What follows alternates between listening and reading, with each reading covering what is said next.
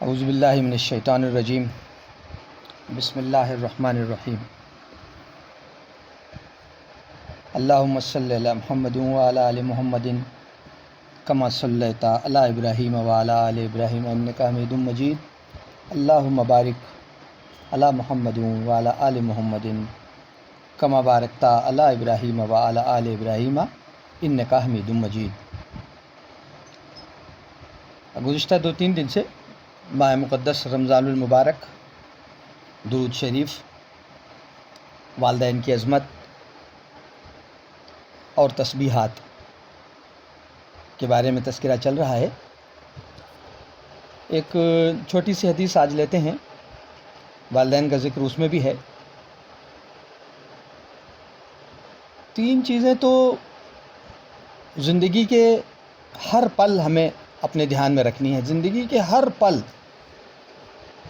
اللہ کی وحدانیت، رسول اللہ صلی اللہ علیہ وآلہ وسلم کی رسالت اور والدین، یہ 3 چیزیں ہی اصل میں بس پورے اسلام اور ایمان کا خلاصہ ہے۔ ایک اسی سے جڑی ہوئی حدیث لیتے ہیں۔ عبداللہ ابن مسعود صحابی ہیں، اس کے راوی ہیں۔ عن ابن مسعود قال سألت النبی ای الاعمال احب الی اللہ تعالی قال الصلاۃ علی وقتها قلت ثم ای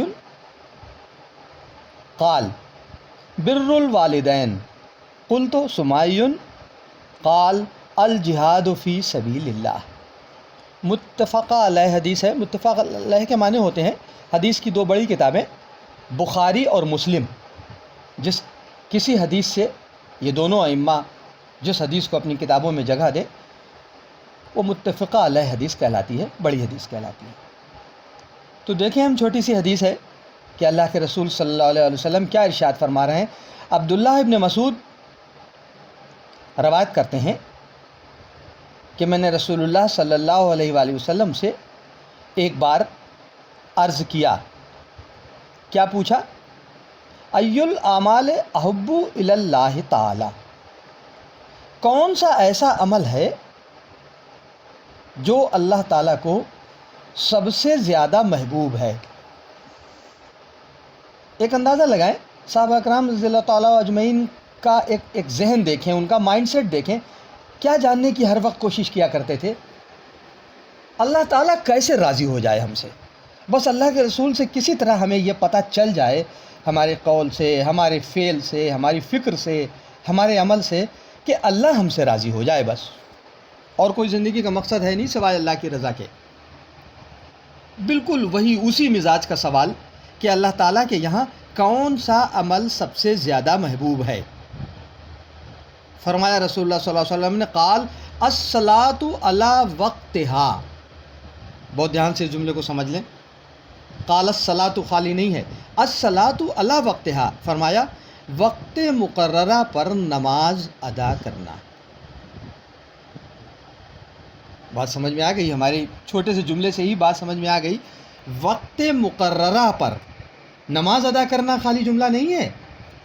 اللہ رب العزت کی وحدانیت کا اعلان نماز تو ہے ہی، اس میں ہم اللہ کی وحدانیت کا ہی اعلان کرتے ہیں، اس کے سامنے سر جھکا کے، ہر اعتبار سے کرتے ہیں، الفاظ کے اعتبار سے بھی کرتے ہیں، اور بدنی عبادت بھی وہی ہو ہی گئی اللہ تعالیٰ کی بارگاہ میں۔ لیکن ایک جملہ ایڈ ہے، علی وقتہا۔ کیا جملہ بتا رہا ہے؟ لاپرواہی نہیں، بالکل پڑھ لیں گے، ابھی بہت وقت ہے، 2 گھنٹے باقی ہیں، یہ والا کام زیادہ ضروری ہے، یہ اسٹڈی زیادہ ضروری ہے، باہر جانا زیادہ ضروری ہے، ایک فون آ گیا زیادہ ضروری ہے، کوئی اور نفلی عبادت کر رہے ہیں وہ زیادہ ضروری ہے۔ نفلی، فرض سے پہلے نفلی نہیں ہے۔ وجہ کیا ہے اس کی؟ ہم نہیں جانتے ہماری سانس کب رک جائے گی، ہمیں معلوم ہی نہیں،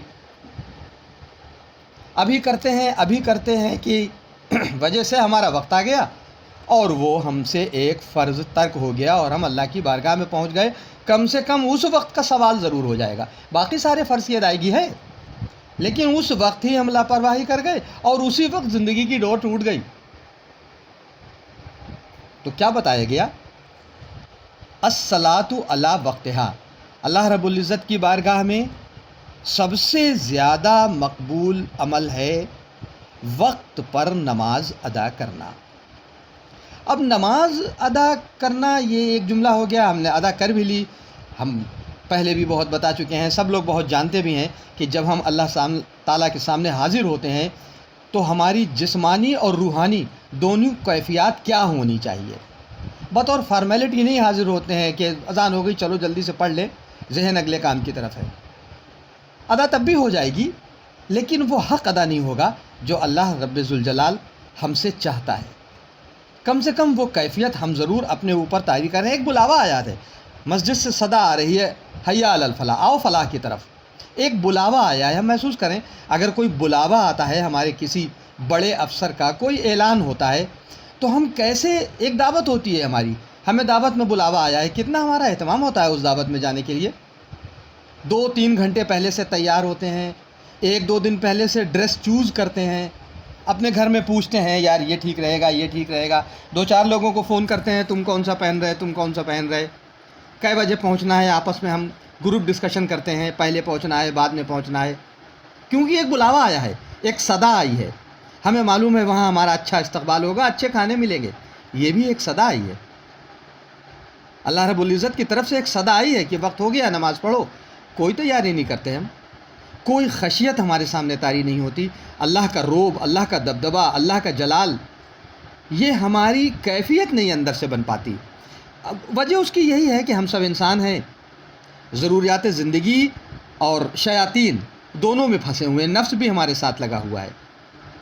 تو بہرحال اس کے لیے ایک بہت خوبصورت راستہ یہ ہے، اللہ کے رسول صلی اللہ علیہ وسلم کا یہ بتایا ہوا ہے، آگے حدیث میں آئے گا کہ کم سے کم تم یہ ضرور تصور کر لو، اگر یہ نہیں تصور کر پا رہے ہو کہ تم اللہ کو دیکھ رہے ہو، ہونا تو یہ چاہیے کہ نماز کے وقت ہماری کیفیت یہ ہو کہ ہم اللہ کو دیکھ رہے ہیں.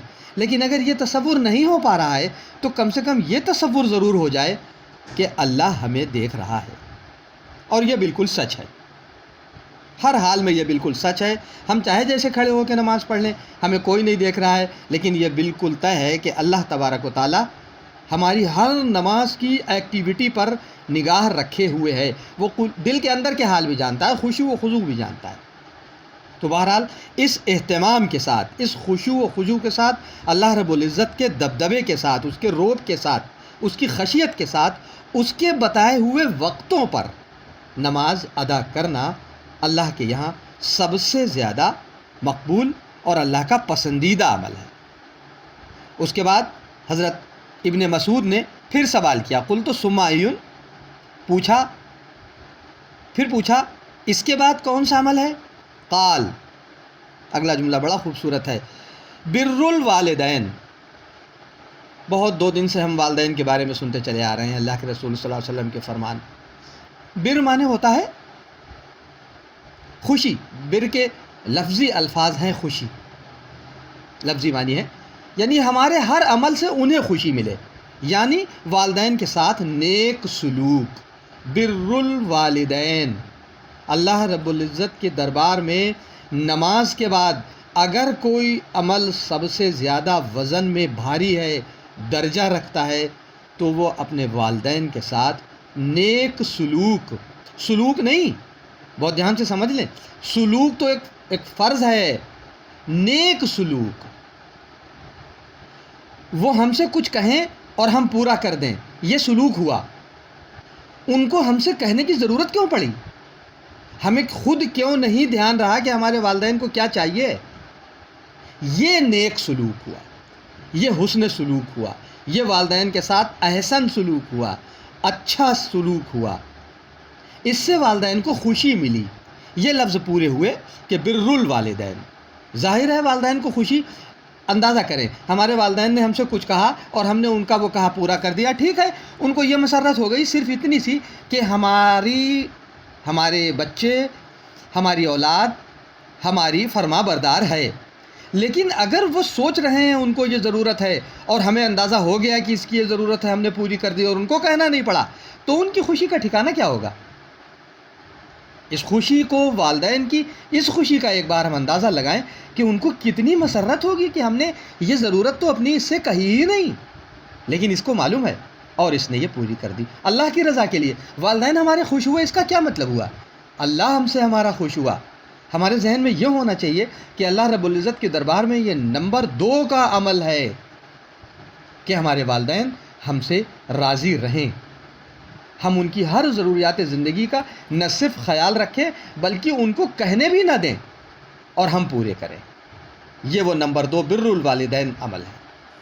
پھر حضرت عبداللہ ابن مسعود رضی اللہ تعالیٰ عنہ نے پوچھا، پھر ایک بار پوچھا کہ اس کے بعد کون سا عمل ہے؟ ثم ایون؟ قال الجہاد فی سبیل اللہ۔ اللہ کے رسول صلی اللہ علیہ وآلہ وسلم نے ارشاد فرمایا اس کے بعد ہے جہاد فی سبیل اللہ۔ ایسا کچھ نہیں ہے کہ ہم نے تلوار اٹھائی ہو، اگر گھر میں ضرورت ہے ہمیں گھر میں اپنا جہاد لڑنے کی، اور ہم چل دیے، وہ اللہ کو ناپسند ہے۔ ہمیں لگا کہ ہم اللہ کی راہ میں شہید ہو گئے، اسلام کی خاطر شہید ہو گئے، لیکن یہ نمبر 3 کا عمل ہے، اس سے پہلے نمبر 1 اور نمبر 2 عمل بھی ہیں، اس پر بھی دھیان دیں۔ اللہ رب العزت کے لیے، اللہ کے مذہب کے لیے، اللہ کے رسول صلی اللہ علیہ وسلم کے لائے ہوئے دین کی بقا کے لیے جہاد کرنا ہم پر یقیناً فرض ہے، لیکن اب وہ ہر شخص، ہر آدمی اپنی اپنی کنڈیشن دیکھ رہا ہے، سب جانتے ہیں۔ تو بہرحال یہ 3 اچھے عمل اللہ کے رسول صلی اللہ علیہ وآلہ وسلم کی زبان اقدس سے ہمیں آج پتہ چلے۔ انشاءاللہ اس کی ہم پابندی کریں گے، اس کا ہم دھیان رکھیں گے۔ جہاد فی سبیل اللہ کا تذکرہ آج کل کے ماحول میں، اب ایسا کوئی نظام ابھی پوری دنیا میں تو قائم ہے ہی نہیں جہاں سے کوئی جہاد کا حکم ہو جائے اور اب چل دے، لیکن اگر کبھی ایسا ماحول ہوتا ہے اور ایسا موقع آتا ہے تو یہ دھیان رکھیں ہم سب لوگ کہ جہاد بھی ہم پر فرض ہے، لیکن فی الحال ایسا کوئی ماحول نہیں ہے تو ہم نماز اور نمبر 2 پر اپنے والدین کے حقوق کو بہت دھیان سے سمجھیں اور اس پر عمل کریں۔ انشاءاللہ اسی معاملے سے ریلیٹڈ کل پھر بات کریں۔ وما علینا الا البلاغ۔ السلام علیکم۔